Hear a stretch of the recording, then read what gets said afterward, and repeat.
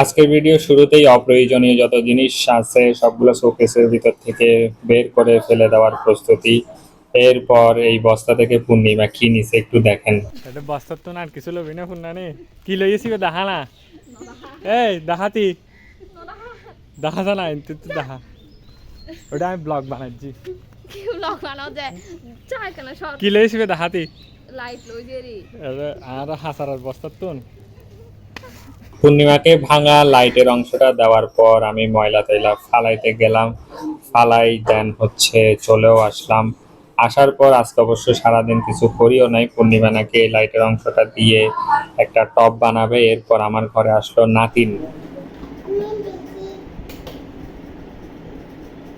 হ্যাঁ নাতিন, তোরে কি হাত দেয়?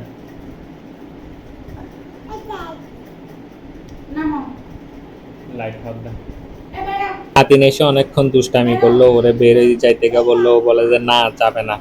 এরপর একটু বাজার করার জন্য আমিরাবাদ গেলাম। আমিরাবাদ গিয়ে দেখি ঈদের আগের দিন চাঁদ রাতে এত মানুষ কি আর বলবো। আমি দেখতে পুরো নার্ভাস হয়ে গেছি। আর আপনারা কি জানেন আমি এত মানুষ ভিড় সামলাই কি কেনার জন্য যাচ্ছি? আমি যাচ্ছি ডাইল ঘুটনি কেনার জন্য।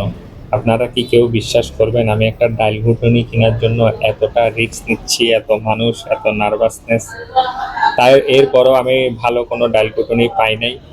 তারপর অবশ্য একটা স্টোর থেকে প্লাস্টিকের ডাল ঘুটনি কিনলাম, দেন হচ্ছে কিছু বাজার করলাম। বাজার সাজার করে ঘরের উদ্দেশ্যে রওনা হলাম। আজকের দিনে এতটুকুই কাজ করলাম, কিন্তু আমিরাবাদের মধ্যে এত মানুষ দেখে আমি তো খুবই অবাক। অবশ্য যেহেতু ঈদের দিন আগে, তো সেজন্য মানুষ তো হওয়া স্বাভাবিকই, অনেকে শপিং করবে, তো তাই এত মানুষ।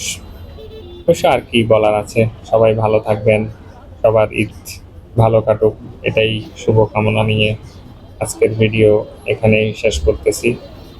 তো থ্যাংক ইউ, ভালো থাকবেন, টাটা।